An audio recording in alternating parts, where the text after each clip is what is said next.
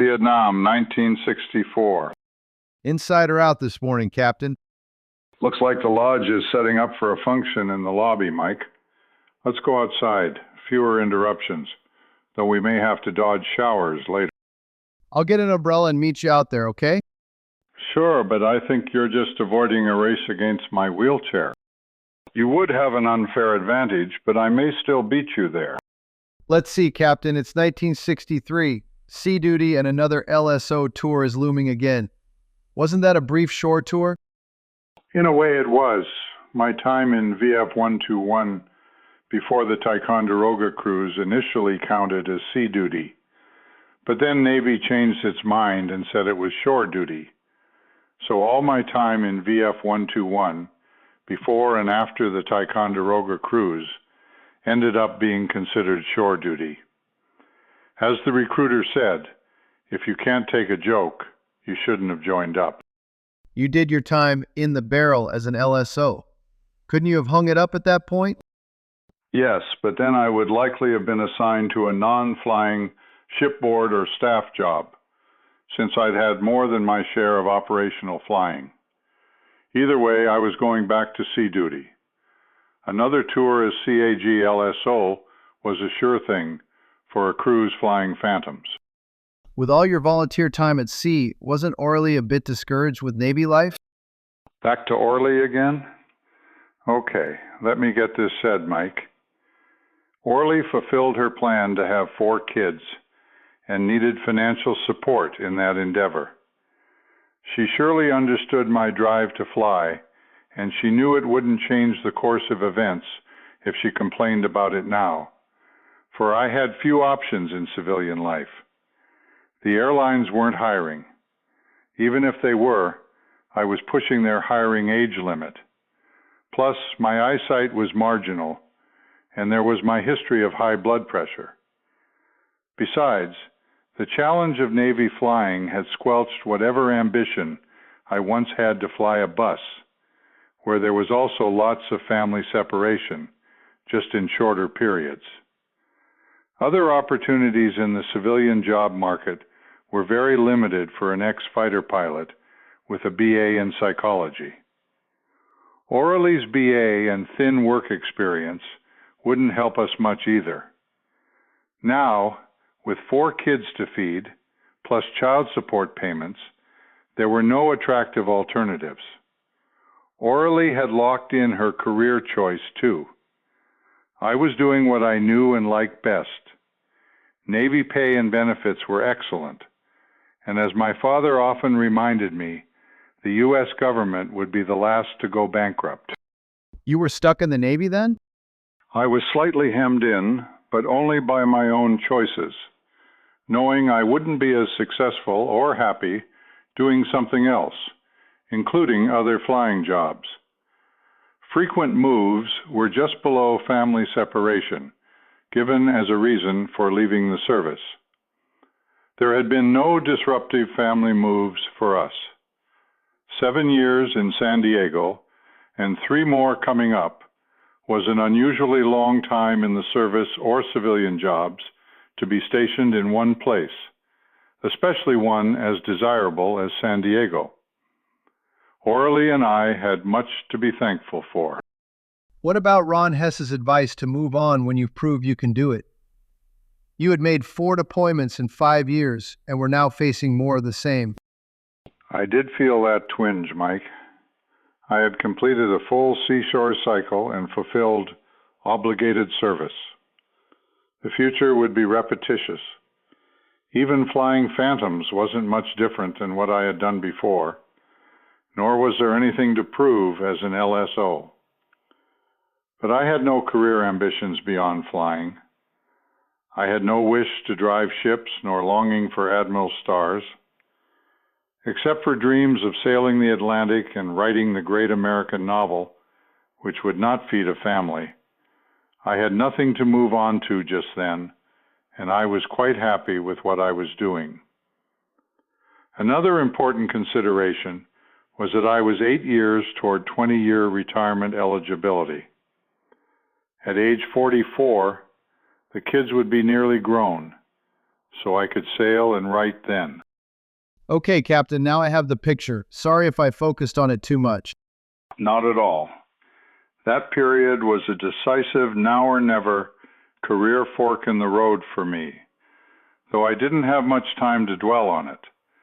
I had orders in hand to report next door to CAG-14 staff as the Air Wing LSO to fly with VF-142. Phantom squadrons were too space-consuming for the small World War II carriers, so we were assigned to USS Constellation, one of the new huge 1,000-foot supercarriers. At least you were going to a normal-sized fleet squadron. Wasn't VF-142 an improvement over VF-121 in that respect? Yes, in all respects. Plus, I felt very welcomed by VF-142. An added factor was that the companion Phantom squadron was VF-143, the world-famous Pukin Dogs. Wouldn't you rather have gone back to flying with the Pukin Dogs? It didn't much matter. I knew all the crews in both squadrons as their instructor and LSO in VF-121. The transition couldn't have been easier. But with 2 crew members in Phantoms, there were now twice as many officers in the ready room than in VF-53, right? Good point. Phantom squadrons then had 14 crews assigned, plus several ground officers. 30 officers is a crowd in a ready room, and there was a subtle distance between pilots and RIOs, so naturally there was a bit less camaraderie. I am not implying that there was abnormal friction. There was not. Flying off carriers is serious business, which levels the playing field for all those engaged, whatever seat they fly in or their rank.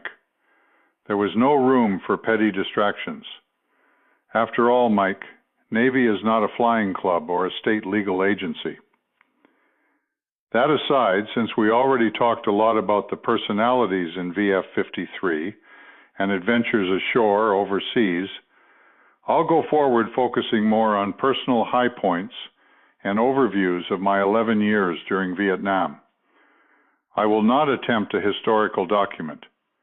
Truth is, it's now difficult for me to sort out the details or chronology of events through 5 flying Vietnam deployments from 1964 through 1971. Those cruises tend to run together in memory now. My cruise book collection, which was my best reminder, with photos, names, and dates, was washed away by Hurricane Ivan in 2004, so I'll leave the historical details to other sources. Hopefully, my personal adventures will hold your attention.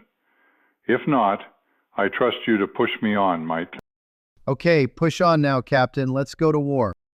All right, Mike. However, as some said, it wasn't much of a war, but it was the only one we had. You were there when it started with the August 1964 Gulf of Tonkin incident, weren't you? Yes, I was at the GOT incident, but fighting began before that.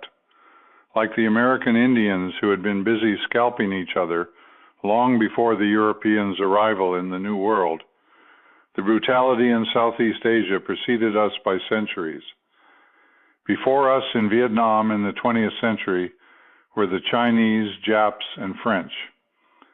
However, our carrier navy wasn't strangers there either. We attacked Jap shipping in Saigon Harbor in January 1945 and had since maintained a carrier presence in the South China Sea. The French Army, in another of their consistent string of defeats, was driven out of Vietnam at Dien Bien Phu in 1954, opening the way to continuation of a 30-year civil war ending in 1975, despite the Geneva Agreements of 1954, which partitioned North and South Vietnam with a demilitarized zone, DMZ, on the 17th parallel. President Ike Eisenhower apparently believed that it was in our national interest to take up the cause against the revolutionary spread of communism by drawing a line in the sand, as was done in Korea. There was obvious truth in the so-called domino theory. China was sponsoring expansion of communism by forceful revolution throughout Southeast Asia. If successful, self-disarmed Japan would ironically end up standing alone in the Western Pacific as our only ally. However, they too would eventually have had little political or economic choice other than submission to communist domination. Accordingly, U.S. military arms and advisors were assigned to South Vietnam forces, and we became increasingly engaged in direct action against the Viet Cong. Truth be known, we had little altruistic motivation to save the South Vietnamese, as was propagandized at home. Strategically, coastal Vietnam was a convenient place to fight communism from carriers and bases in the Philippines, Okinawa, and Guam, without the bitter Korean winters. Naval air action preceded the GOT incident with soft escalation in Laos, a pacifist nation with an ineffective Buddhist government which gave rein to the Pathet Lao communist rebels under the direction of North Vietnam to secure the Ho Chi Minh Trail supply line from north to south. Naval Air initially supported CIA-assisted guerrilla activities against the Pathet Lao by flying unescorted photo missions over the Plain des Jars in north-central Laos, which were regularly shot at, finally downing an F-8 Crusader. So our first Phantom missions were to escort the photo planes, for no practical purpose other than to report shoot-downs, for we had no bombs or guns to retaliate with, nor the loiter time ability to support rescue missions. Obviously, the strategy had not been thought through and only succeeded in presenting more targets to the anti-aircraft guns. Those were your first combat missions, Captain? They were not considered combat missions since there was no formally declared hostility. There was a request through higher command to activate hostile fire pay, but there was no response from Washington. Nevertheless, some prospective heroes were anxiously contemplating career-enhancing ribbons and medals. So tell me about the infamous August 1964 Gulf of Tonkin incident. Constellation had been in port in the Philippines for 10 days in July, and then sailed on to Hong Kong. As was usual on Hong Kong port calls, we sent an advance liaison group to make hotel reservations and reception arrangements for the first evening at the Hong Kong Hilton, with invitations to the dignitaries and staff. Since Constellation anchored out in the Typhoon Shelter, a 30-minute boat ride away from downtown, squadrons also reserved hotel suites for rest stops, shopping goods storage, and rendezvous. Many of us took leave to stay ashore to avoid the boat rides. My good pal Ed Fitch, whom you'll recall gave me his mandolin, had a British girlfriend there.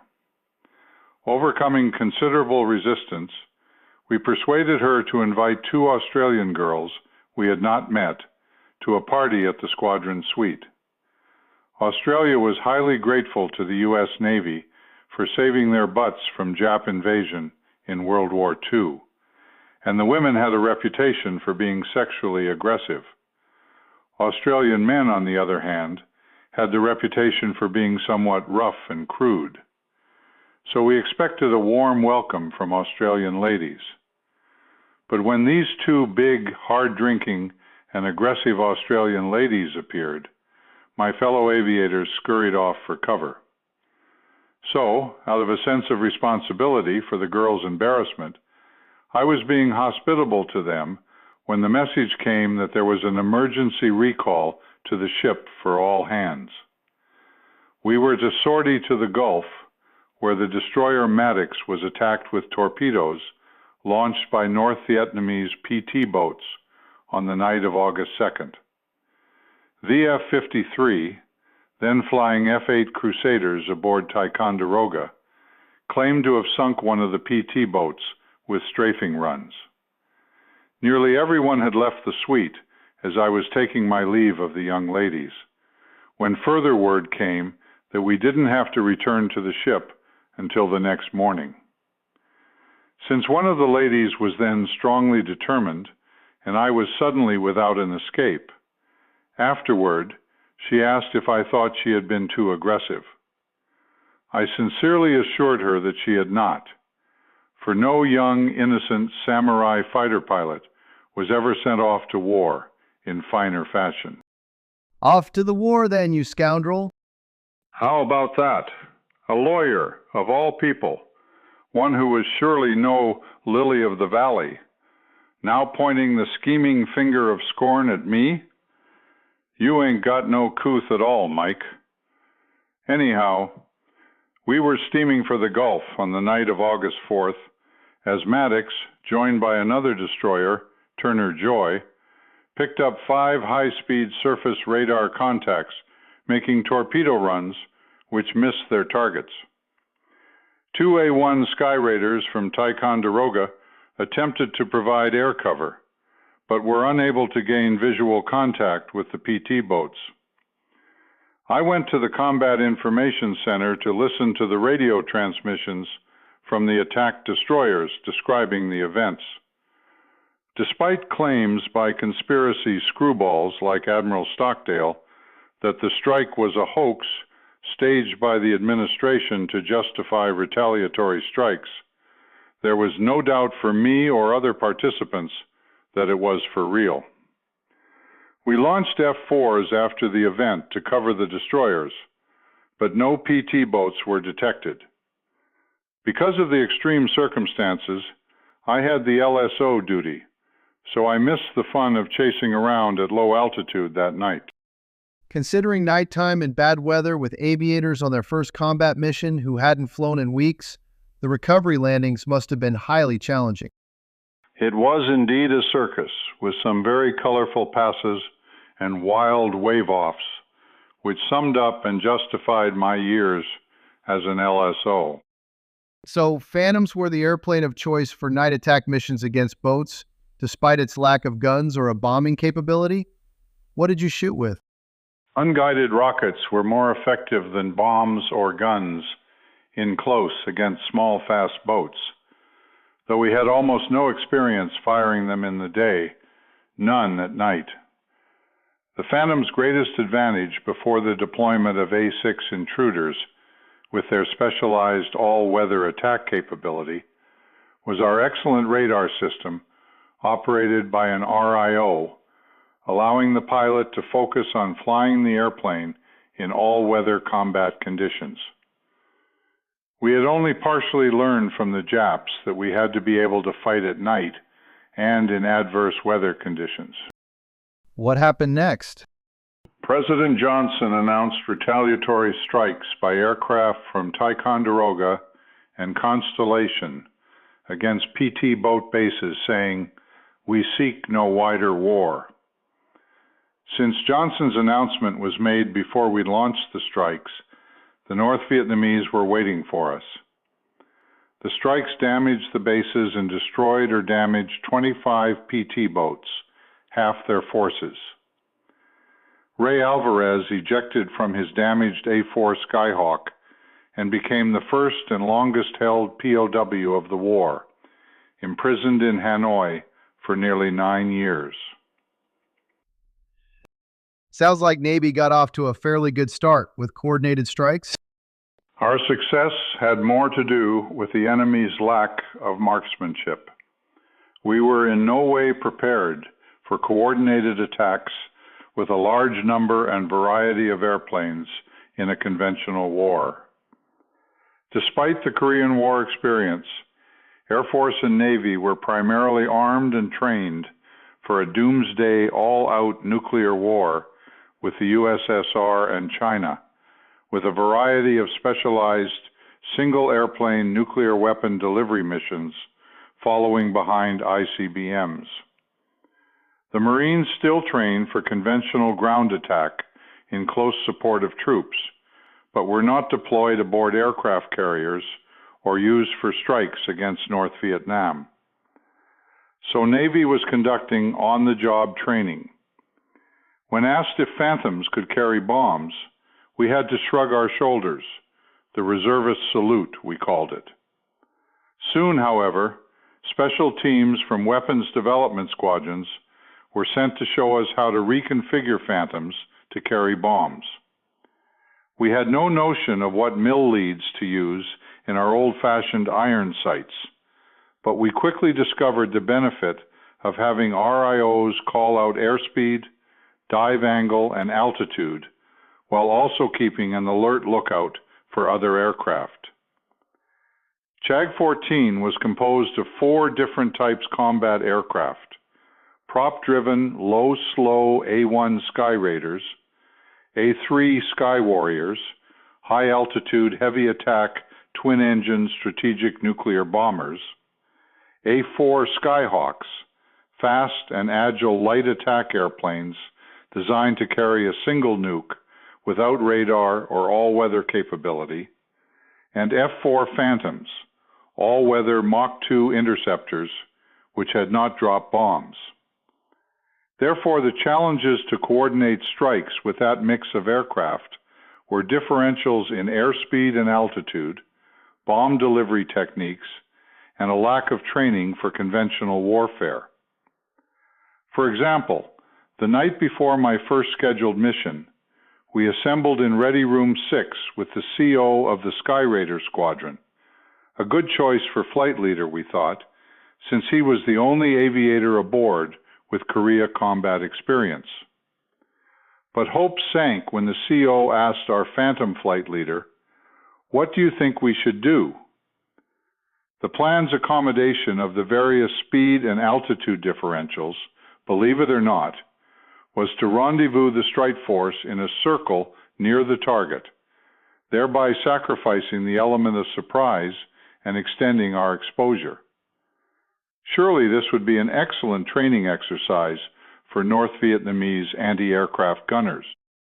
Did you have a better idea? No one did, though we reassembled 3 times throughout the night to try to come up with a better plan. We understood that it would have been far more sensible and effective to attack with 8 A-4s, but our flight composition had been decided by higher authority, who apparently wanted to make a maximum effort air-wing air show of it, regardless of the pitfalls. Finally, we went to bed with Plan C, which was little different from Plan A, so it was just as well that McNamara's Pentagon whiz kids canceled the mission shortly before launch time. So it went for 52 days on the line, planning and loading for missions, only to have them canceled by Washington at the last minute, whereupon we downloaded the bombs and flew training missions. Connie's CO, Captain Bardchar's term for these frustrating exercises, was tactical masturbation, and he warned that steaming in circles risked putting Connie high and dry on our own coffee grounds. When did you finally fly your first combat missions, and what were your feelings? Oddly, Mike, I cannot give you a clear answer to that question. My only written documentation is my flight logbook, which was maintained by Ops Department yeomen. Navy pilot logbooks have a narrow column headed "Kind of Flight Code" for each flight. There was a number for condition of flight, followed by a letter for purpose of flight, then another number for type of flight, including one for not specified elsewhere. For example, LL recorded 1 for daylight visual, A for unit training, and 1 for fundamentals. For months, there was a degree of question, indecision, and confusion about how to correctly log the various missions. Were we in a state of conflict or war in South Vietnam, North Vietnam, or Laos? How were combat flights defined? Were missions flown entirely over the Gulf, well away from opposition, to be considered combat missions? For example, many Phantom missions were Combat Air Patrol, CAP missions, flown entirely over the Gulf out of harm's way between the carrier and Chinese bases on Hainan Island to our east and mainland China bases to the north, as well as North Vietnam bases to our west. These patrol missions were generally flown in racetrack patterns at low speed to save fuel. Doesn't sound much like combat compared to hauling bombs over well-defended land targets, does it? Therefore, my early missions were logged as 1Q5, not elsewhere specified. And so, odd as it may seem, I don't specifically recall them now. We always assumed we were being shot at flying over land, so you could say that my first missions were escorting the photo recce flights over Laos, where there was a heightened sense of danger, but little cause for much concern. From the air, there was no visible threat, just a few roads and small villages in a vast expanse of jungle. Aeronautical charts had large blank areas in the mountains, which had never been surveyed. As ancient as civilization was in Laos, it had remained primitive and remote, and appeared quite tranquil. Did you consider keeping a diary? No, and I don't know anyone that did. We were far too busy to even take much time for letters home. Anyhow, a diary would have been repetitious and of little value. One reason veterans don't talk a lot is that there's not much to say that anyone cares to hear. Kind of like what is said about flying in general, 99% boredom and 1% sheer horror. Suffice to remind you of what the flight surgeons who wired us up learned. We experienced the greatest stress during night carrier landings. It does indeed say a lot about night carrier landings for them to rate over getting shot at. But to a degree, I believe the studies compared apples to oranges. Physical tension versus psychological anxiety. During night landing approaches, pilots experienced physical stress, but were in command of their fate in a relatively routine, controlled situation where they had confidence in themselves and the environment. Carrier landing accidents had become rare. Plus, carrier approaches lasted less than a minute and become instant history. I submit that the more important finding of the studies was that pilot anxiety peaked between flights. Getting shot at by scores of effective cannons and missiles manned by well-trained, experienced, and highly motivated gunners doing their utmost best to kill us had little effect on pilot performance during a mission, but became a serious matter which stuck with us afterward.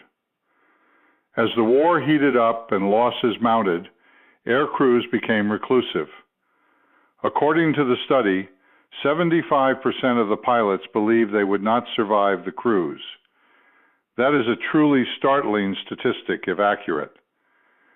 As I recall, the highest pilot loss rate for an air wing during a Vietnam cruise was 15%, a significant number for sure, but one which I think made the flight surgeon's conclusion questionable. It's difficult for me to imagine such pessimism by an aviator, and I believe it is doubtful that pilots would make such an admission to an authority who might ground him on the spot. Really? A flight surgeon would do that? Yes, indeed. Example, a fellow demon driver in VF-53 who survived a night cat shot into the water when his engine rolled back, was asked by our flight surgeon if he trusted demons. His understandable answer was no, and for that he was permanently grounded and transferred, though he was only along for the short ride and was in no way at fault. For all flyers, civilian as well as military, doctors are a constant threat, and there is nothing to gain by trusting one with personal information. Amazingly counterproductive, it seems. Then tell me more about what life was like from your perspective during those line periods.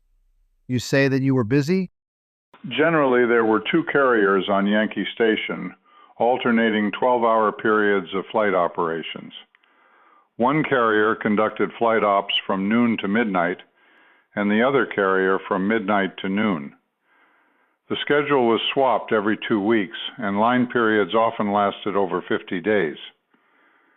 Think about what it does to your daily routine to get up for breakfast at 11 p.m., go flying in the middle of the night, dinner at noon, and back to bed early afternoon.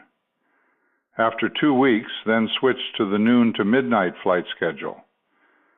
During flight ops, there were launches every hour and a half, followed by recovery of the prior launch.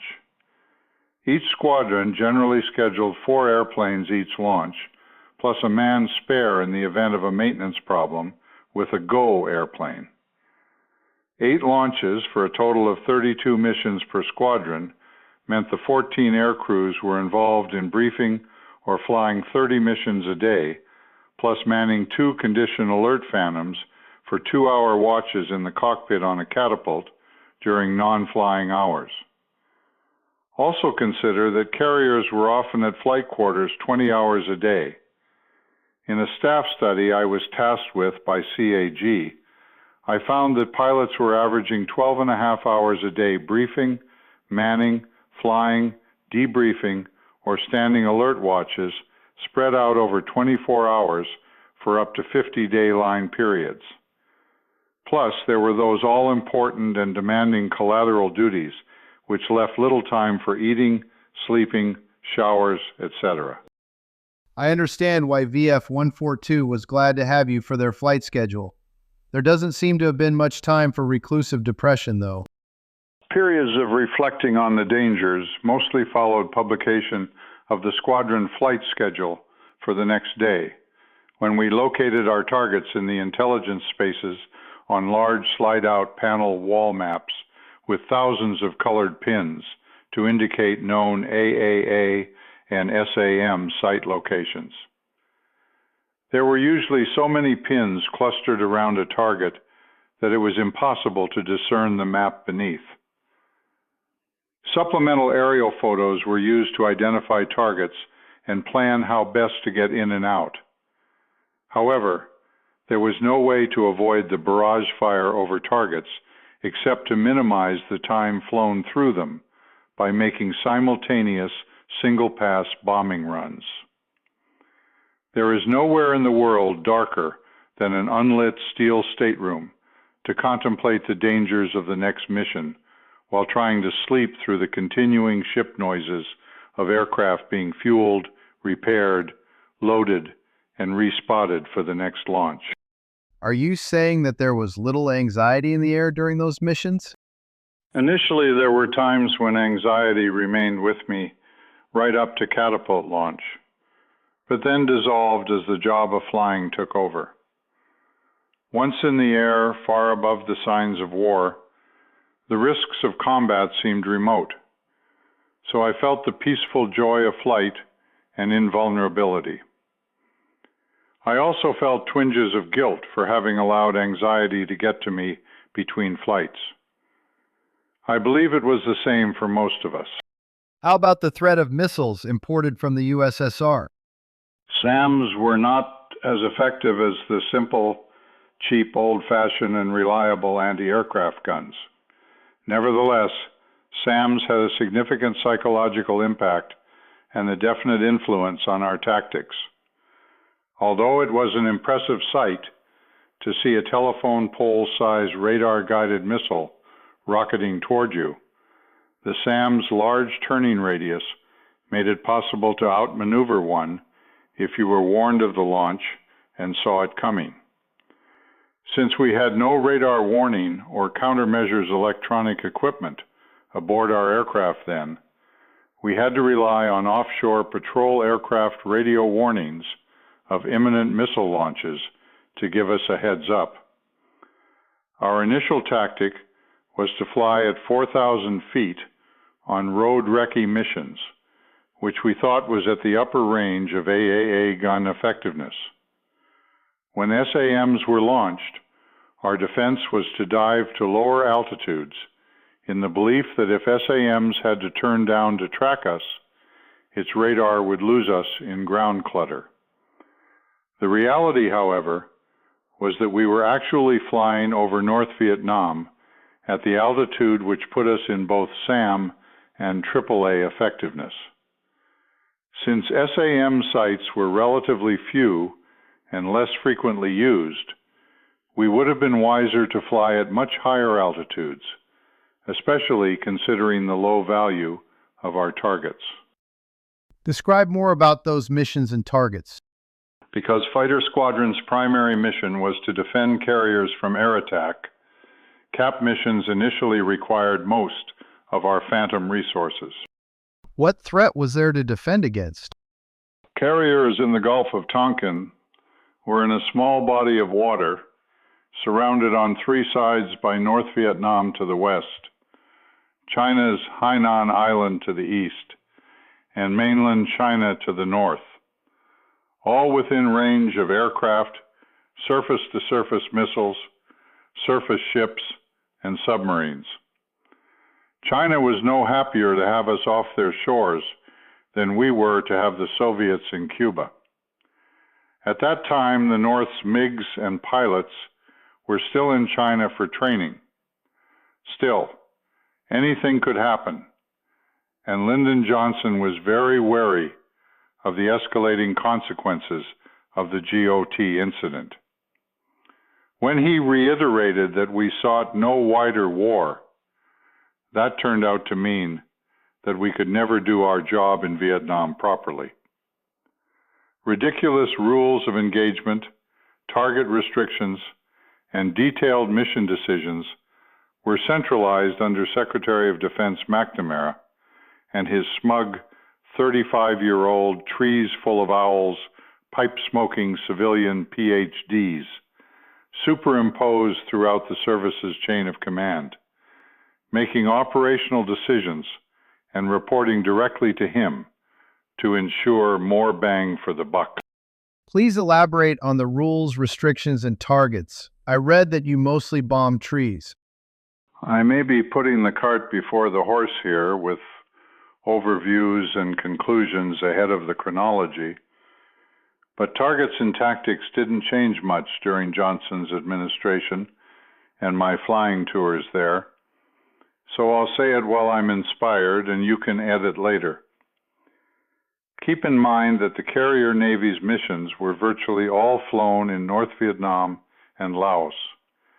Navy flew few missions in South Vietnam, where the environment was relatively permissive.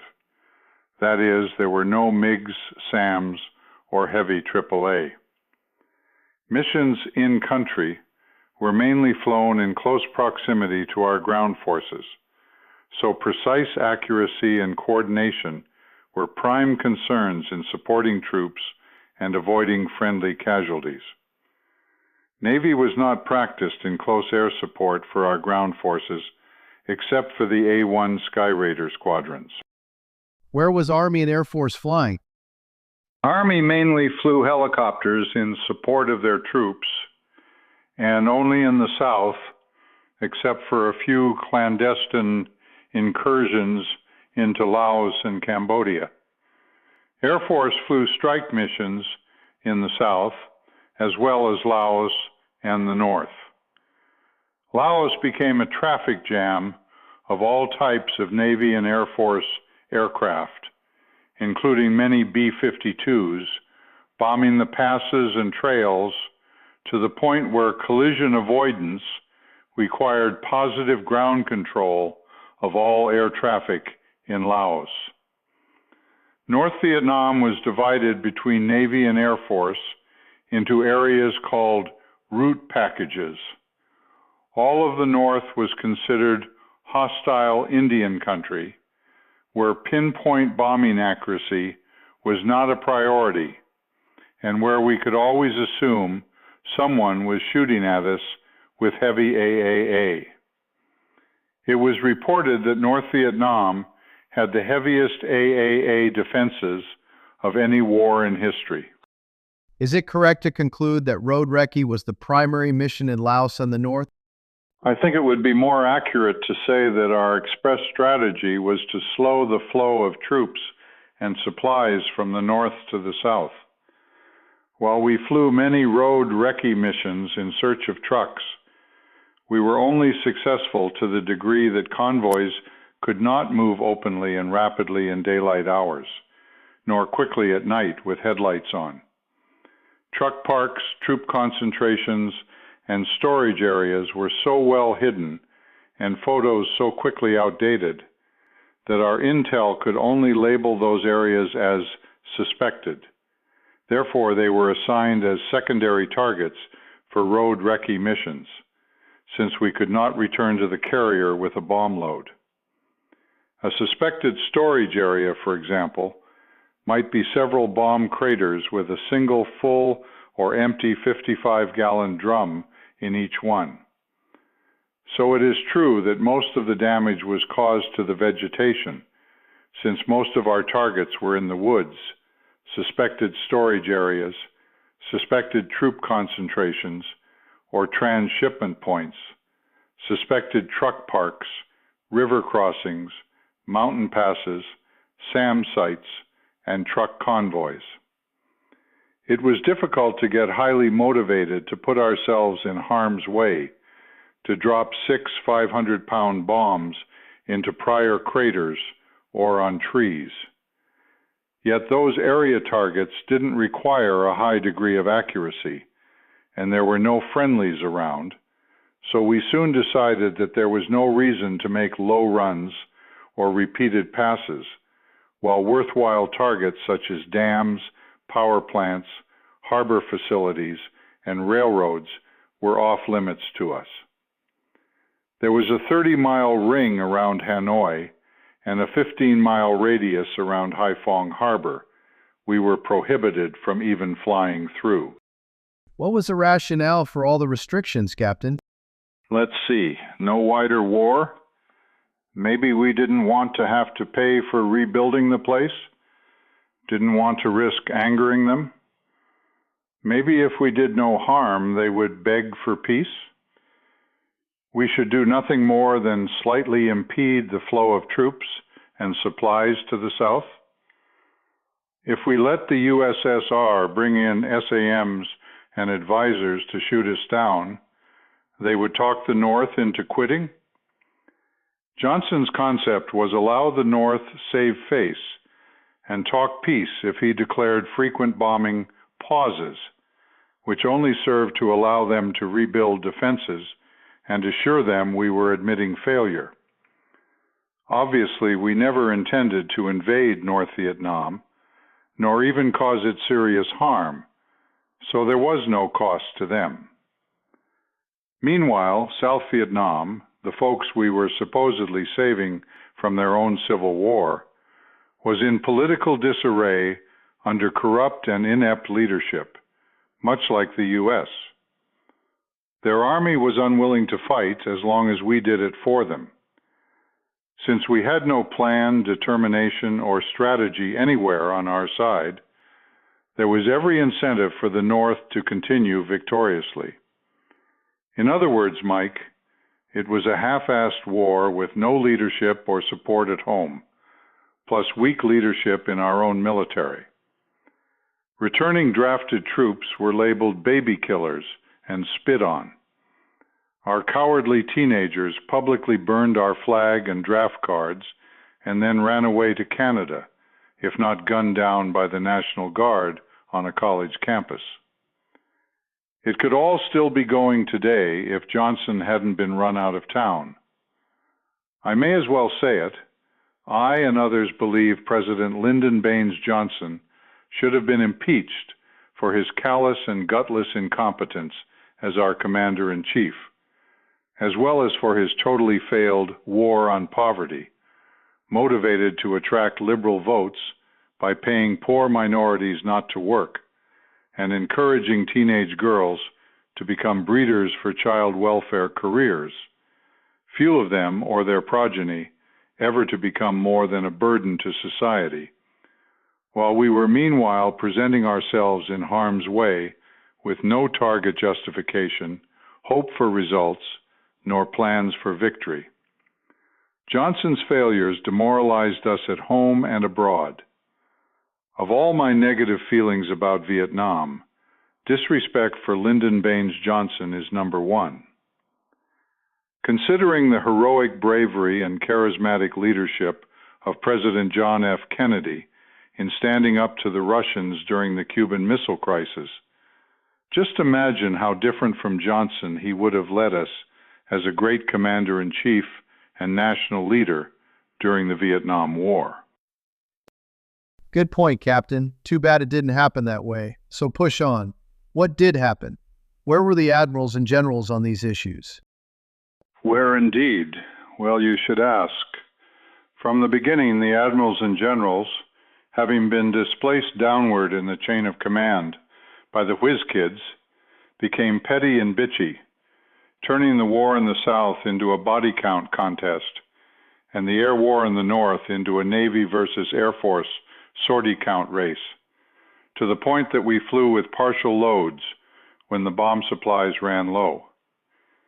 Since we had no one on the ground in the North to count the very few bodies, nor was there bomb damage assessment possible other than aerial photos of bomb craters on top of bomb craters in those areas not covered by trees, there was no way to claim that we had accomplished a damn thing, or ever would. The weak excuse used by the admirals and generals was that if they spoke up, they'd be fired like General MacArthur was by Truman during Korea and lose their effectiveness altogether. You disapprove of that excuse. Absolutely yes, Mike. Johnson totally lacked the courage, integrity, or respect of Give 'em Hell Harry Truman. And no officer can have the respect of his men if he lacks the backbone to act responsibly. The thing military leaders should have kept in mind about Washington politicians is that for good reason they are very mindful and fearful of the possibility of military revolts. For example, Ole Empty Suit Obama's security guys ranked U.S. military veterans as the #1 terrorist threat in the United States. There have been many successful military coups in history, particularly in the Americas. Once again, I say, good point, Captain. Too bad it didn't happen that way. So what did happen? The Hawaii-based admiral in command of Pacific forces took it on himself to approve retroactive payment of hostile fire pay to all of us, just before we made a return port visit to Hong Kong to pick up all the unfinished tailoring we had left behind when we exited post-haste for the GOT incident. Oh boy, you were going to get to see your Australian sweetie again. How great for you, huh? You're a real smartass, aren't you, Mike? What's your point? You saw her, didn't you? Lord, no. No way did I wish to revisit that event. In fact, I remained aboard the first day. Sure enough, Ed returned to the ship to deliver the message that she was waiting for me on the dock with a car and an apartment. So I asked Ed to deliver my regrets, and I stayed aboard the second day as well, to be certain. Given her aggressiveness, surely she would engage another playmate by then. Well then, after criticizing your fellow fighter pilots for scurrying off for cover after meeting her, the truth comes out that you were no braver than they?